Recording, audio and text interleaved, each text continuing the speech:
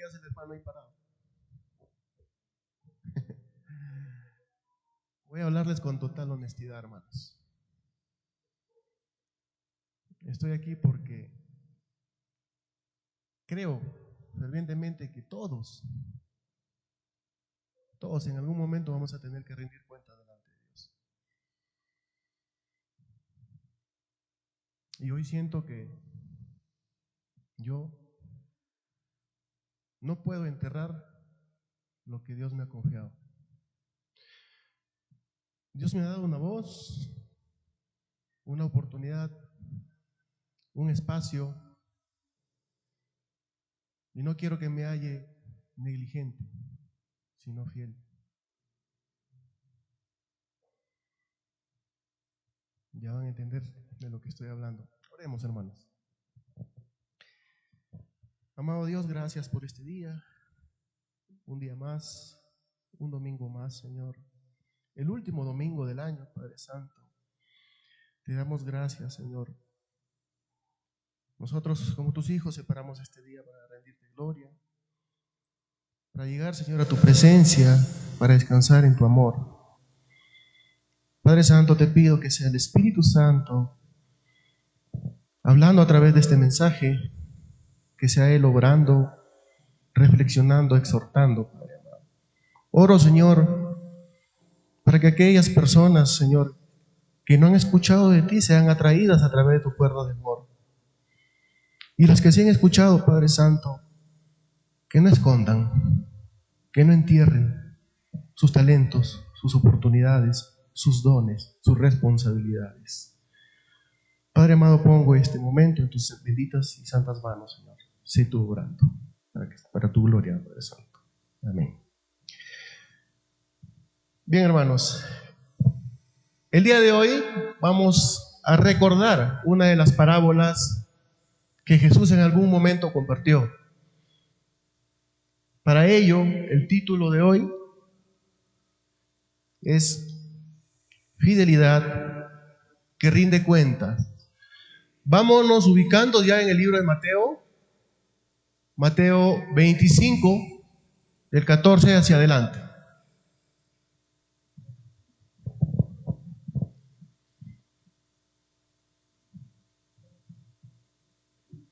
Hermanos, ¿alguna vez alguien les ha confiado algo valioso? ¿Qué sintieron cuando escucharon, confío en ti?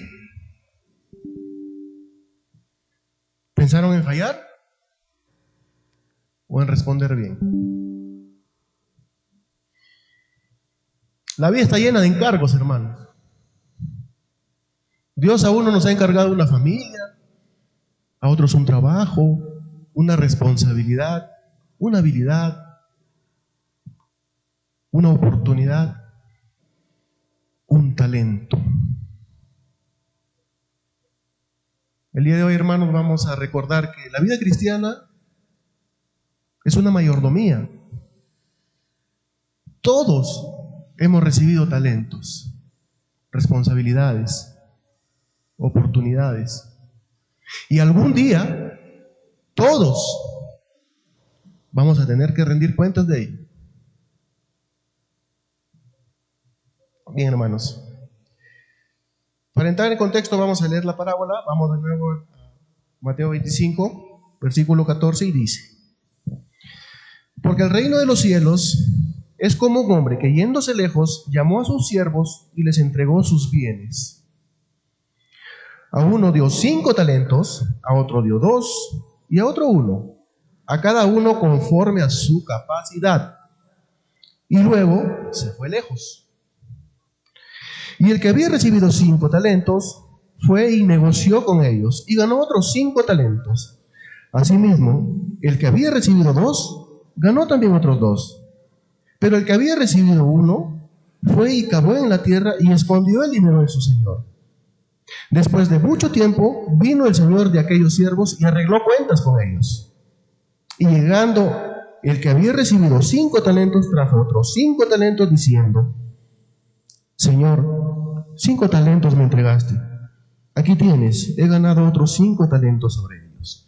Y su señor le dijo: Bien, buen siervo y fiel, sobre poco has sido fiel, sobre mucho te pondré. Entra en el gozo de tu Señor. Llegando también el que había recibido 2 talentos, dijo: Señor, 2 talentos me entregaste. Aquí tienes, he ganado otros 2 talentos sobre él. Su señor le dijo: bien, buen siervo y fiel. Sobre poco has sido fiel, sobre mucho te pondré. Entra en el gozo de tu Señor. Pero llegando también el que había recibido 1 talento, dijo: Señor, te conocía que eres un hombre duro, que ciegas donde no sembraste y recoges donde no esparciste, por lo cual tuve miedo, y fui y escondí tu talento en la tierra. Aquí tienes lo que es tuyo. Respondiendo su señor le dijo: siervo malo y negligente, ¿sabías que ciego donde no sembré y que recojo donde no esparcí? Por tanto, debías haber dado mi dinero a los banqueros, y al venir yo hubiera recibido lo que es mío con los intereses. Quitadle pues, quítenle el talento y dadle al que tiene 10 talentos, porque al que tiene le será dado y tendrá más, y al que no tiene, aún lo que tiene le será quitado. Y al siervo inútil echadle en las tinieblas de afuera, allí será el lloro y el crujir de dientes. Hermanos, esta es una parábola que nos desafía a todos. Ustedes saben que Jesús se manifestaba muchas veces a través de parábolas. ¿Y qué son las parábolas? Son metáforas, ¿no? A veces Jesús utilizaba o creaba una historia para dar a entender el rol del papel del malo. Y aquellos que escuchaban esa parábola entendían y sentían ese rencor, ese odio por aquel personaje malo de la parábola. Pero cuando esta parábola llegaba a su final, se entendía recién que aquellos malos de la parábola éramos nosotros mismos. Ese es el mensaje que lleva siempre las parábolas de Cristo.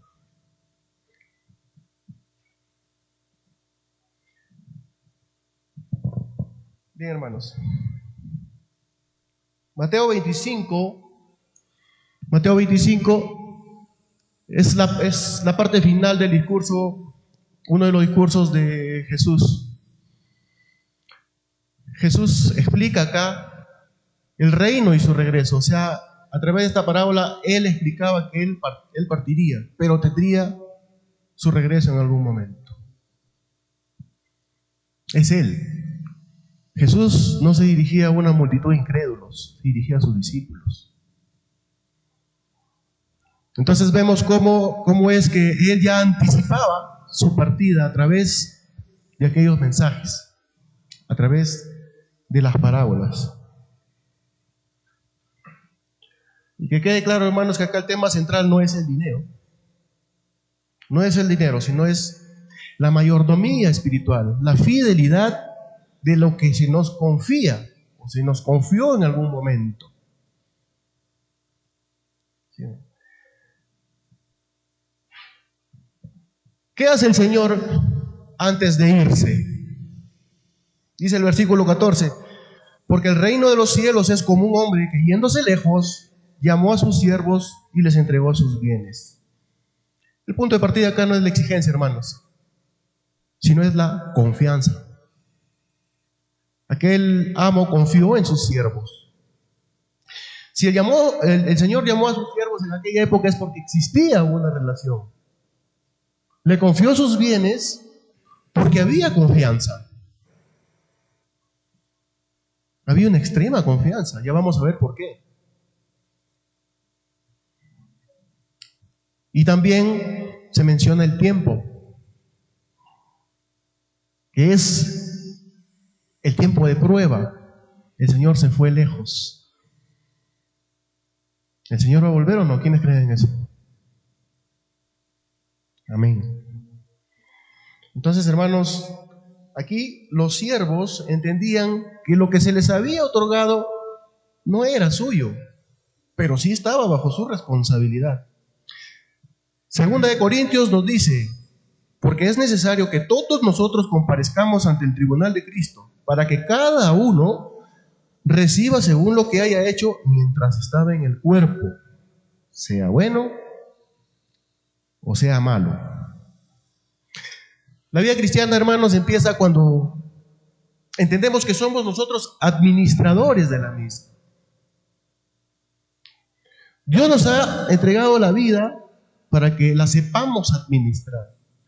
Pero nosotros más bien utilizamos o pensamos que Dios nos ha dado la vida para nuestro gozo, para nuestro disfrute. Pero no entendemos tal vez que aquella vida que Dios nos ha dado, en algún momento nosotros se la vamos a tener que devolver. Pero ¿qué estamos haciendo con ella? ¿Sí, hermano? Entonces, ¿cómo distribuye el Señor los talentos? Dice que a uno le dio 5 talentos, a otro le dio 2, a otro 1, a cada uno conforme a su capacidad. Conforme a su capacidad. Nadie recibió acá un talento por casualidad.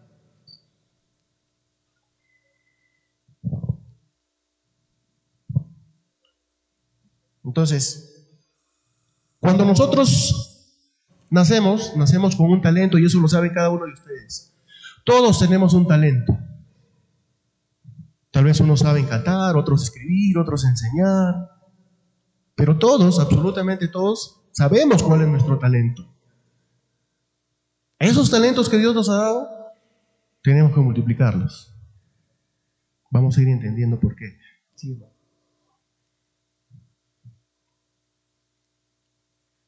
Entonces acá vamos a ver más o menos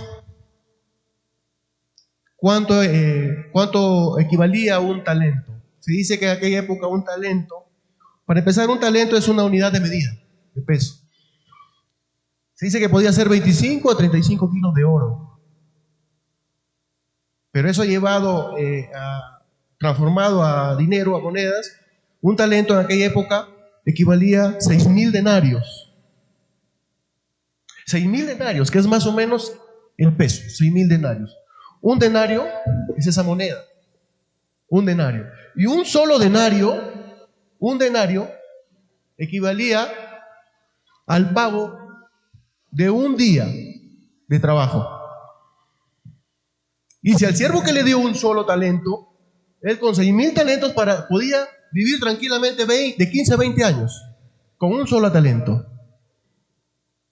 20 años, digamos. 20 años para que esté tranquilo, sin hacer nada. Tenía para vivir. Aquel siervo, al que recibió 1, aquel que le dio 2, ¿cuántos años tenía para vivir cómodamente? 40. Y el que recibió 5, ¿cuántos años? 100. Que en total la suma de todos los años sería 160 años. Vaya que tenía dinero ese amo. Y qué tal confianza para poder entregar sus bienes a aquellos siervos. Hermano, tú le entregas 100 soles a tu esposa y te vas lejos. Y si se lo das de repente a los 10 minutos ya la estás llamando para que te rinda cuentas. ¿O me equivoco? 160 años de inversión en los talentos que aquel amo entregó. ¿Y ustedes piensan que aquel que recibió un talento recibió menos? ¿Poco? Recibió mucho, ¿no? 40 años para estar tranquilo.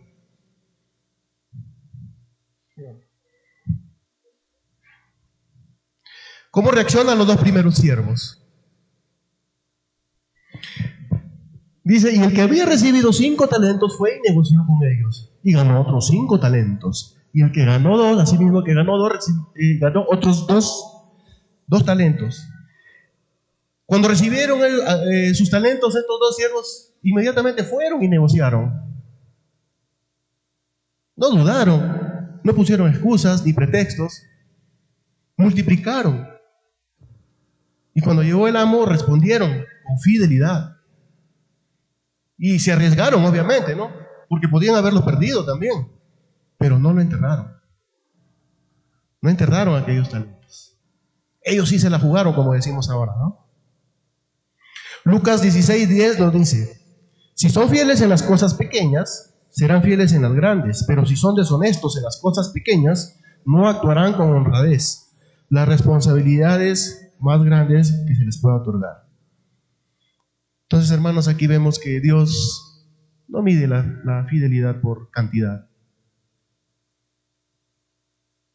No lo hace de esa manera, sino por la confianza, por la responsabilidad. Siguiente, hermano. ¿Qué hace el siervo que recibió un talento? Dice el versículo 18. Pero el que había recibido uno fue y cavó en tierra y escondió el dinero de su señor. Este siervo no pierde el talento, no lo pierde, pero sí lo entierra. En el primer siglo era una práctica normal enterrar el dinero para evitar riesgos, pero también bloqueaba todo tipo de ganancia. Eso es lo que hizo el siervo que recibió un solo talento. En la actualidad, hermanos, enterrar talentos es pasividad. Eso es ser un cristiano temeroso, con miedo. Es ser un cristiano cómodo. Es ser un cristiano oidor, mas no hacedor. Es ser un cristiano que viene a la iglesia, pero no viene a Dios. Esta es una exhortación, hermanos, para todos, para que nos involucremos más en la iglesia, en nuestras casas, en nuestro trabajo, donde estemos. Santiago 4:17 nos dice: recuerden que es pecado saber lo que se debe hacer y luego no hacerlo. No hacer nada también es una decisión espiritual, hermanos. Siguiente, hermano. ¿Qué sucede después del tiempo de espera? Siguiente, hermano. ¿Qué sucede después del tiempo de espera? Después de mucho tiempo vino el Señor de aquellos siervos y arregló cuentas con ellos. El tiempo sigue pasando, hermanos. El tiempo pasa, pero el Señor va a volver.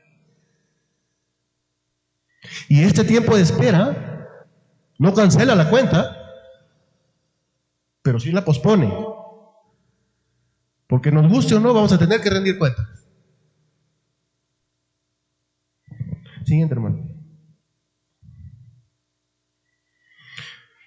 ¿Cómo responde el Señor a los siervos fieles? ¿Cómo responde? Cuando llegan y entregan los talentos multiplicados.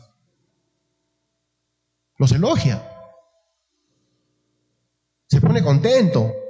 Se alegra. ¿Qué le dice el Señor? ¿Qué les dice? Bien, les dice: buen siervo y fiel. Sobre poco has sido fiel, sobre mucho te pondré. Entra en el gozo de tu Señor. Se dan cuenta que aquí el elogio no se centra en la cantidad, sino más bien en la fidelidad. Para ambos, acá no hubo ningún tipo de queja o reclamo. El que recibió 5 tampoco dijo: ¿por qué lo elogias a él igual que a mí? Si yo me esforcé más, yo te conseguí 5 más y él solo te consiguió 2, ¿no? El elogio fue a los dos por igual, por la fidelidad, por la lealtad, por la responsabilidad, porque supieron invertir, supieron administrar, y este es el resultado, la ganancia, que para nosotros es ganar almas, llevar el mensaje. ¿Qué hacemos nosotros aquí en la iglesia? ¿Cómo contribuimos? ¿Cómo multiplicamos nuestros talentos? Nuestros talentos que hemos recibido de Dios. ¿Cómo nos comprometemos? nuestras habilidades, nuestras responsabilidades, nuestras oportunidades, ¿cómo las multiplicamos? Siguiente, hermano. ¿Y cómo se justifica este siervo? ¿Cómo se justifica el siervo infiel? Dice el versículo 24, pero llegando también el siervo, también el que había recibido un talento, dijo: Señor, te conocía que eres un hombre duro, que ciegas donde no sembraste y recoges donde no esparciste. Por lo cual tuve miedo. Y fui y escondí tu talento en la tierra. Aquí tienes lo que es tuyo. Tuve miedo, hermanos. El problema no es el talento. El problema no es el talento. Es el temor de hacer uso de ese talento. Aquel siervo tenía tal vez una visión distorsionada de su amo, del Señor en este caso, para nosotros. Pero ¿por qué tenemos temor de hacer uso de nuestro talento? Si sabemos que es parte innata nuestra, que hemos nacido con ellos. Todos hemos nacido con un talento y otros con dones cuando han vuelto a nacer en Cristo. Y ellos también van a tener que dar cuentas sobre los dones que no hicieron uso, que no multiplicaron. ¿Están de acuerdo en eso, hermanos? Es así. Siguiente, hermano. Entonces, hermanos, no permitamos que el miedo nos paralice. No lo permitamos. Dios hoy me dio la oportunidad de hacer uso de este espacio, de hacer uso de mi voz. Y como les dije en el inicio, no quiero que me haya negligente. Algún día, cuando me toque rendir cuentas, me gustaría que el Señor me diga: no, ven, bien, siervo y fiel, entra en el gozo de tu Señor. Y eso es para todos. Todos. Algunos tendrán algunos dones particulares que también tienen que hacer uso de ellos. Sus talentos, sus responsabilidades. Hagamos uso de ellos. ¿Qué nos paraliza? ¿El miedo? Hoy yo estoy venciendo mi temor. Hoy yo no estoy enterrando mi talento. No quiero enterrarlo. Quiero negociarlo. Quiero multiplicarlo. El versículo del 26 al 27 dice cómo evalúa el Señor esa actitud. Dice: respondiendo el Señor le dijo: siervo malo y negligente, sabías que ciego donde no sembré y que recojo donde no esparcí. Por tanto, debías haber dado mi dinero a los banqueros, y al venir yo hubiera recibido lo que es mío con los intereses. Siervo malo y negligente. No lo llama incapaz, lo llama negligente. La capacidad espiritual es lo que a nosotros nos limita, nos bloquea, no nos deja actuar, no nos deja ser obedientes. Siguiente, hermano. Dice el versículo 28 y 29, y aquí ya empieza a dar un poquito de miedo ya. Quitadle pues el talento, le dice. Quítenle el talento y dadlo al que tiene 10 talentos, porque el que tiene le será dado y tendrá más, y al que no tiene, aún lo que tiene le será quitado. Como les repito, hermanos, Dios no acusa la incapacidad,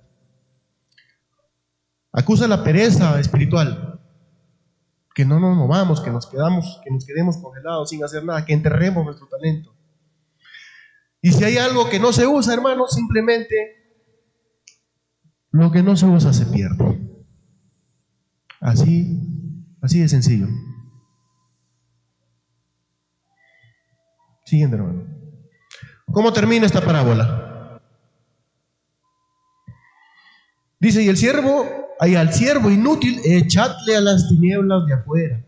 Allí será el lloro y el crujir de dientes. Hermanos, si hoy tuviéramos que rendir cuentas, ¿qué le presentaríamos al Señor? Si llegara hoy día que llegara nuestro Señor, ¿qué le presentaríamos? ¿Qué hicimos este 2026? ¿Qué hicimos? ¿Multiplicamos nuestros talentos o lo enterramos? Así hayamos recibido un solo talento. ¿Lo enterramos o lo multiplicamos? ¿Qué vamos a hacer este 2026 que ya viene? ¿Vamos a seguir enterrando nuestro talento? La respuesta la tiene cada uno de ustedes, hermanos. Siguiente, hermano. Bien, hermano, vamos, ahora sí tenemos algunas aplicaciones para tener en cuenta. Y la primera es que tenemos que examinar nuestra mayordomía. Todos somos administradores de lo que Dios nos ha otorgado, de lo que Dios nos ha confiado. ¿Qué talento Dios me ha confiado? ¿Lo estoy usando o lo estoy enterrando? Aquel hombre que ven ahí ustedes, Dios le dio un talento, ¿estamos de acuerdo con eso o no? Un talento extraordinario, el mejor del mundo, pero lo usó para brillar por sí mismo. ¿Qué hubiera sucedido si ese hombre se hubiera entregado a Cristo? ¿Hubiera ayudado a multiplicar sus talentos? ¿El mensaje se hubiera esparcido a través de él si hubiera sido usado por Dios? ¿Lo usó? Sí, lo usó, pero para brillar por sí solo. Dice la palabra en Mateo 16, ¿de qué le sirve al hombre ganar el mundo entero si pierde su alma? Esta parábola no es un juicio, hermanos, es una advertencia. Siguiente, hermano.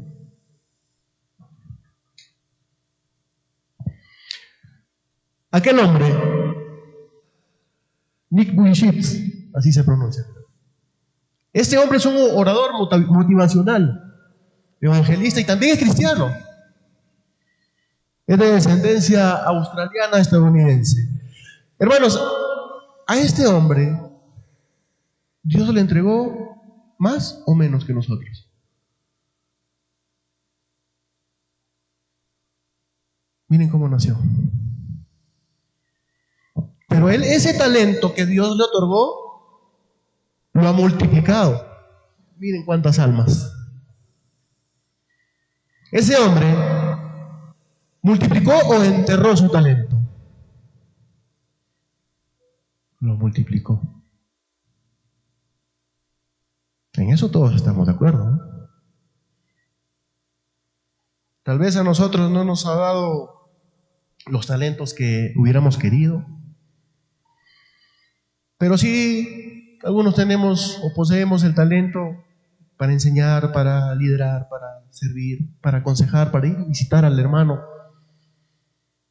para involucrarnos. Si no es en la casa, hagámoslo. Perdón, si no es en la iglesia, hagámoslo en la casa, o en el trabajo, o con los amigos. Pero multipliquemos nuestro talento. Siguiente, hermano. Vivamos con una visión eterna, hermanos. Eso sí, pensemos en nuestra eternidad. Porque como le dije al inicio, Dios nos dio una vida y en algún momento vamos a tener que devolvérsela. Pero antes vamos a tener que rendir cuentas. ¿Y cómo quiero rendir cuentas delante del Señor? La pregunta final no es cuántos talentos recibiste, sino qué hiciste con los talentos que te confié.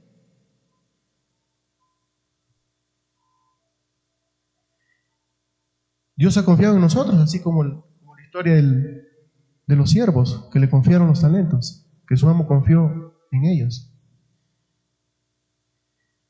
El tiempo pasa, sí, Pero todos también somos conscientes de que el Señor en algún momento va a volver.